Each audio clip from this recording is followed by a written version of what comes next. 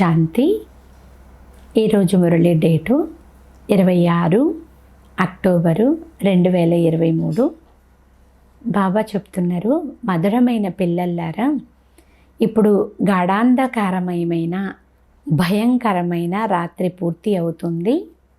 మీరు తిరిగి పగలులోకి వెళ్ళాలి. ఇది బ్రహ్మ అనంతమైన పగలు మరియు రాత్రుల యొక్క కథ. ఈరోజు మురళిలోని ప్రశ్న, సెకండులో జీవన్ముక్తిని పొందేందుకు లేక వజ్రతుల్యమైన జీవితాన్ని తయారు చేసుకునేందుకు ఆధారం ఏమిటి? సమాధానము, సత్యమైన గీత. అది భగవంతుడు ఇచ్చిన శ్రీమతము. తండ్రి మీకు సన్ముఖంలో ఏ ఆదేశమైతే ఇస్తున్నారో అదే సత్యమైన గీత. దాని ద్వారా మీకు సెకండులో జీవన్ముక్త పదవి ప్రాప్తమవుతుంది. మీరు వజ్రతుల్యముగా అయిపోతారు. ఆ గీత ద్వారా భారతదేశము గవ్వ సమానముగా అయిపోయింది. ఎందుకంటే తండ్రిని మరిచిపోయి గీతను ఖండితం చేసేసారు. పాట: ఓ రాత్రి ప్రయాణికుడా అలసిపోకు. ఓం శాంతి. ఇప్పుడు పాటను పిల్లలైన మీరు తయారు చేయించలేదు. దీనిని సినిమా వారు కూర్చుని తయారు చేశారు. వారికి దీనిని గురించిన అర్థమైతే ఏది తెలియదు. ఏ విషయమైనా యథార్థమైన అర్థం తెలియకపోతే అది అనర్థమైపోతుంది. పాడుతూ ఉంటారు, కానీ వారికి ఏమీ అర్థం కాదు. ఇప్పుడు పిల్లలైన మీకు శ్రీమతం లభించింది. ఎవరి శ్రీమతము? భగవంతుని శ్రీమతము. భగవంతుని గురించే భక్తులకు తెలియకుంటే మరి ఆ భక్తులకు సద్గతి ఎలా లభిస్తుంది? భక్తుల రక్షకుడు భగవంతుడు. వారిని రక్షించమని వేడుకుంటూ ఉంటారు. అనగా తప్పకుండా ఏదో ఒక దుఃఖము ఉందనే కదా అర్థము. మమ్మల్ని రక్షించండి అని పిలుస్తూ ఉంటారు. ఎంతో మహిమ చేస్తారు. కానీ భగవంతుడు ఎవరో, ఎవరి ద్వారా రక్షిస్తారో ఇది మాత్రం కొంచెం కూడా తెలియదు. భక్తులు లేక పిల్లలు తమ తండ్రిని తెలుసుకోని కారణంగా ఎంతో దుఃఖంలో పడి ఉన్నారు. ఇప్పుడు పిల్లలైన మీకు దీని అర్థం తెలుసు. ఇది ఘోర అంధకారమయమైన అర్ధకల్పపు రాత్రి. ఏ విద్వాంసులు, ఆచార్యులు, పండితులు మొదలైన వారికి అసలు రాత్రి అని దేనిని అంటారో తెలియదు. రాత్రి పడుకోవాలి అని, పగలు మేలుకోవాలి అని ఇది జంతువులకు కూడా తెలుసు. పక్షులు రాత్రి పడుకుంటాయి, మళ్ళీ ఉదయం అవ్వడంతోనే ఎగరడం మొదలు పెడతాయి. ఆ పగలు రాత్రులైతే సామాన్యమైనవి. ఇవి బ్రహ్మ అనంతమైన రాత్రి మరియు అనంతమైన పగలు. సత్య త్రేతాయుగాలు అనంతమైన పగలు, ద్వాపర కలియుగాలు రాత్రి. బాబా అంటున్నారు, పగలు రాత్రి రెండు సమానముగా ఉండాలి కదా. పగటి ఆయువు 2500 సంవత్సరాలు. ఈ రాత్రి పగలను గురించి ఎవ్వరికీ తెలియదు. రాత్రి పూర్తి అవుతుంది అనగా 84 జన్మలు పూర్తి అవుతాయని, లేక డ్రామా చక్రం పూర్తి అవుతుంది అని పిల్లలైన మీరు తెలుసుకున్నారు. మళ్ళీ పగలు ప్రారంభమవుతుంది. అసలు రాత్రిని పగలుగా, పగలును రాత్రిగా ఎవరు తయారు చేస్తారు? ఇది కూడా ఎవరికీ తెలియదు. భగవంతుని గురించే తెలియనప్పుడు ఇంక ఈ విషయాలన్నీ ఇంకేం తెలుసుకోగలుగుతారు? మనుషులు పూజిస్తారు, కానీ తాము మహిమ చేసేది ఎవరినో వారికి తెలియదు. గీతను ఖండితం చేయడమే మొట్టమొదటి కారణము అని బాబా కూర్చునే పిల్లలకు అర్థం చేయిస్తున్నారు. శ్రీమద్ భగవద్గీత అని అంటారు. గీతాపతి భగవంతుడే, కానీ ఏ మనిషి కాదు. బ్రహ్మ, విష్ణు, శంకరులను దేవతలు అని అంటారు. సత్యయుగపు మనుషులు దైవీ గుణాలు కలిగిన వారు. దైవీ ధర్మము గల శ్రేష్టాచారులను దైవీ గుణాలు కలవారు అని అంటారు. భారతదేశంలోని మనుషులు ఒకప్పుడు శ్రేష్టాచారులుగానే ఉండేవారు. వారే మళ్ళీ అసురీ గుణాలు కలవారిగా అయిపోయారు.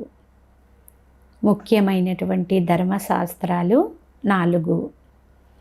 ఇక ఏ ధర్మశాస్త్రాలు లేవు, ఉన్న అవన్నీ కూడా చిన్న చిన్న మఠాలుగా స్థాపించబడతాయి. ఉదాహరణకి సన్యాసుల మఠాలు, బౌద్ధ మఠాలు ఉన్నాయి కదా. బుద్ధుడు బౌద్ధ ధర్మాన్ని స్థాపన చేశాడు. మాది ఫలానా ధర్మశాస్త్రము అని వారు అంటారు. వాస్తవానికి భారతవాసీల ధర్మశాస్త్రం ఒక్కటే.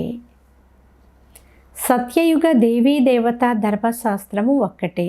దానిని శ్రీమద్ భగవద్గీత అని అంటారు. ఆ గీత మాత అవుతుంది. గీతా రచయిత పరంపిత పరమాత్మ కృష్ణుని ఆత్మ ఎప్పుడైతే 84 జన్మలు పూర్తి చేస్తుందో అప్పుడు మళ్ళీ గీతా భగవానుడు జ్ఞానసాగరుడైన పరంపిత పరమాత్మ నుండి సహజ రాజయోగాన్ని, జ్ఞానాన్ని నేర్చుకుని ఉన్నతమైన పదవిని పొందుతుంది. ఇటువంటి ఉన్నతోన్నతమైన ధర్మశాస్త్రాన్ని ఖండితం చేసేసారు. ఈ కారణముగానే భారతదేశం గవ్వతుల్యంగా అయిపోయింది. ఇది కూడా డ్రామాలో జరిగిన అతిపెద్ద పొరపాటు అంటున్నారు బాబా. అదే గీతను ఖండితం చేసేసింది.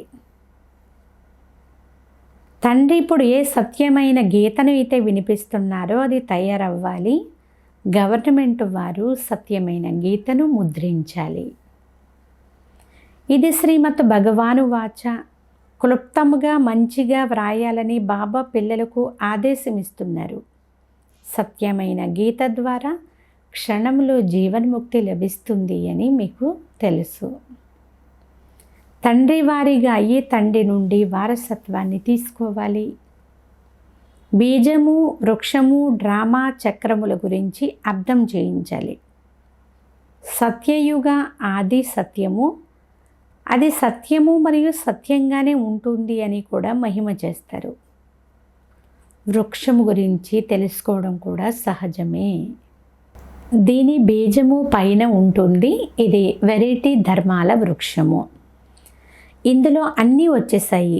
అయితే చిన్న చిన్న శాఖలైతే లెక్కలేనన్ని ఉన్నాయి. మఠాలు, మార్గాలు మొదలైనవి ఎన్నో ఉన్నాయి. భారతదేశానిది ఆది సనాతన దేవీ దేవతా ధర్మము.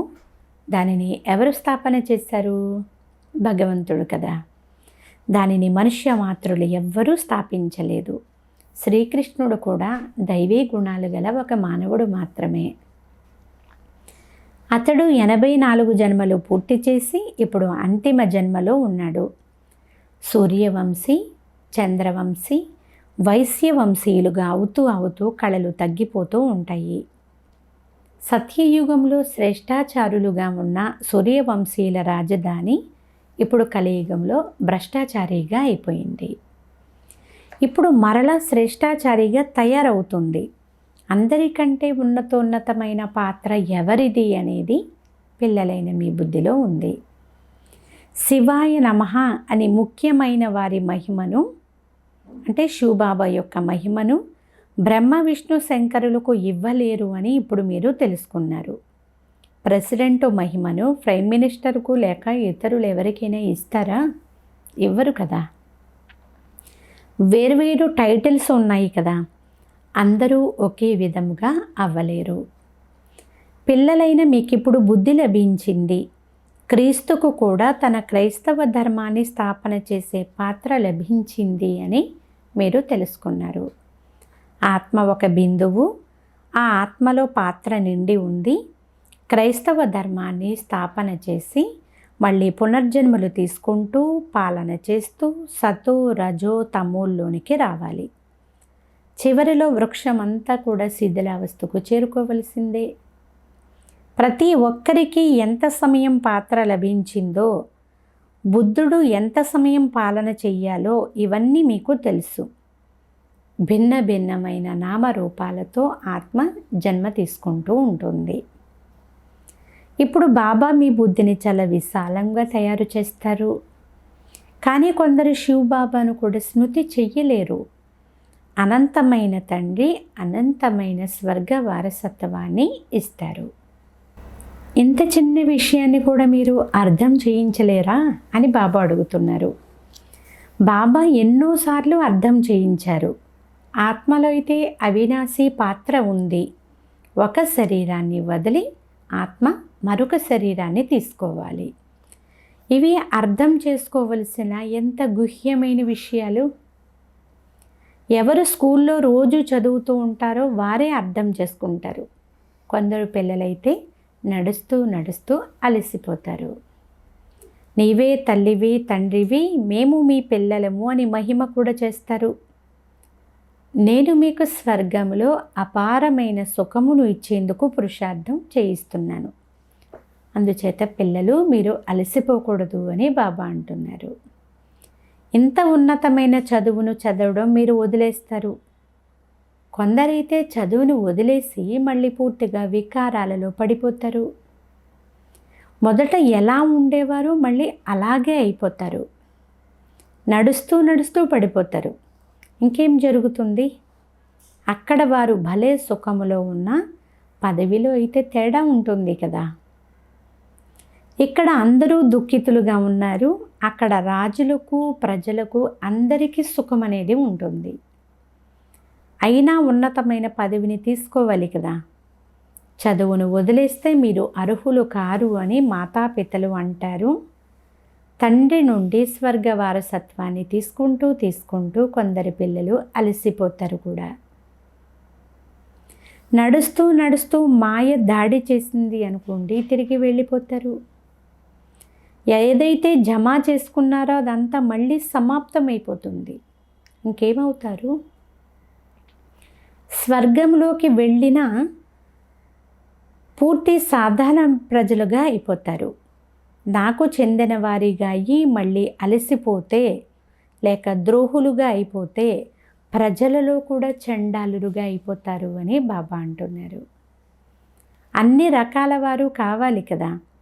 స్వర్గాధిపతులుగా అవుతూ చదువును వదిలివేసినట్లయితే అటువంటి మహామూర్ఖులు ప్రపంచంలో ఇంకెవ్వరూ ఉండజాలరు. నీవే తల్లివి తండ్రివి, మేము మీ పిల్లలము. మీ కృప ద్వారా స్వర్గంలో అపారమైన సుఖ సంపదలు లభిస్తాయి. కృప చూపించు అని కూడా వ్రాస్తారు. ఇక్కడ కృప చూపించే విషయం లేదు. నేను టీచరుని, నేను చదివిస్తాను అని బాబా అంటున్నారు. మంచి మార్కులతో పాస్ కావాలి అంటే మీరు పురుషార్థం చేయండి ఇలా బాబా అంటారు. అంతేకాని నేను కూర్చుని ఎవ్వరిని ఆశీర్వదించను. మీరు యోగం చేస్తూ ఉంటే మీకు శక్తి లభిస్తూ ఉంటుంది. అందరూ సింహాసనం పైన కూర్చోలేరు కదా. ఒకరి తలపై ఒకరేమైనా కూర్చుంటారా? కావున ముఖ్యమైన ధర్మాలు 4 మాత్రమే. అలాగే శాస్త్రాలు కూడా 4. వాటిలో ముఖ్యమైనది గీత, మిగిలినవన్నీ దాని పిల్లలు. వారసత్వము మాతాపితల నుండే లభిస్తుంది. ఇప్పుడు బాబా మనకు సన్ముఖంలో అర్థం చేయిస్తున్నారు. కేవలం గీతను చదవడం ద్వారా రాజాదిరాజులుగా అయిపోరు. బాబా అయితే గీతను చదివారు అంటే బ్రహ్మబాబా. కానీ దాని వలన ఏమీ జరగలేదు. ఇవన్నీ కూడా భక్తి మార్గం యొక్క శాస్త్రాలు. మీరు పురుషార్థం చేసి 16 కళ సంపూర్ణులుగా అవ్వాలి. ఇప్పుడు మీలో ఏ కళ ఏ గుణాలు మిగల్లేదు. నిర్గుణునైన నాలో ఏ గుణము లేదు. మీరే దయ చూపించండి. మమ్మల్ని మళ్ళీ 16 కళ సంపూర్ణులుగా తయారు చేయండి అని మహిమ చేస్తారు. ఒకప్పుడు మేము ఎలాగైతే ఉండేవారమో బాబా మమ్మల్ని అలాగే తయారు చేయండి అని పిల్లలు అంటారు. బాబా సన్ముఖంలో వచ్చి అర్థం చేయిస్తున్నారనేది మీకు తెలుసు. ఒక నిర్గుణ సంస్థను కూడా తయారు చేశారు. నిర్గుణ నిరాకార అనే పదానికి అర్థం కూడా వారికి తెలియదు. శివబాబాకైతే ఆకారం కూడా ఉంది, పేరు ఉంది. అంటే మరి ఆ వస్తువు తప్పకుండా ఉంటుంది కదా. ఆత్మ ఎంతో సూక్ష్మమైనది, దానికి కూడా ఒక పేరు అనేది ఉంది. బ్రహ్మ మహాతత్వంలో ఆత్మలు నివసిస్తాయి. పేరు కూడా ఉంది కదా. నామరూపాలకు అతీతముగా అసలు ఏ వస్తువు కూడా ఉండదు. భగవంతుడు నామరూపాలకు అతీతులు అని అంటారు. మరోపక్క భగవంతుడు సర్వవ్యాపి అని కూడా అనేస్తారు. ఇది ఎంత పెద్ద తప్పో చూడండి. ఈ విషయాలను మనుషులు ఎప్పుడు అర్థం చేసుకుంటారో అప్పుడే వారికి బాబా పైన సంపూర్ణ నిశ్చయం కలుగుతుంది. బాబా, మేము మిమ్మల్ని తెలుసుకున్నాము, కల్పకల్పము మీ నుండి రాజ్యభాగ్యం తీసుకుంటూ వచ్చాము అని పిల్లలు అంటారు. ఇటువంటి నిశ్చయం ఉంటేనే కదా చదువును చదువుకోగలుగుతారు. ఇక్కడి నుండి బయటకు వెళ్ళగానే కొందరు పిల్లలు మర్చిపోతారు. కావున రాజయోగాన్ని నేర్పించేందుకు శివ్ బాబా తప్పకుండా వచ్చారు అని మొట్టమొదటనే మీరు వ్రాయించుకోవాలి. వ్రాసి కూడా ఇస్తారు, కానీ తర్వాత చదవరు. రక్తంతో కూడా వ్రాసి ఇచ్చారు, కానీ అలాంటి వారు కూడా ఈరోజు లేరు. మాయ ఎంత శక్తివంతమైనది. తండ్రి కూర్చుని ఎంతగానో అర్థం చేయిస్తారు. మీరు ఈ విధంగా ఉత్తరాలను వ్రాసినప్పుడు మీ విహంగ మార్గపు సేవ జరుగుతుంది. మీ శక్తి సేనలో కూడా మీరు నెంబర్ వారీగా ఉన్నారు. ఒకరు చీఫ్ కమాండర్, కొందరు కెప్టెన్లు, కొందరు మేజర్లుగా ఉన్నారు. కొందరు సిపాయిలతో పాటు బరువులు ఎత్తేవారు కూడా ఉన్నారు. అయితే మొత్తం మీద అందరూ సైన్యమే అంటున్నారు బాబా. బాబా అయితే పురుషార్థం చేయిస్తారు కదా. ప్రతి ఒక్కరి పురుషార్థం ద్వారా వీరు రాజారాణులుగా అవుతారా, లేక మంచి షావుకారు ప్రజలుగా అవుతారా, లేక సాధారణ ప్రజల్లోకి వచ్చేస్తారా, లేక దాసదాసీలుగా అవుతారా అనేది తెలిసిపోతుంది. ఇది అంతా అర్థం చేసుకునేందుకు చాలా సులభము.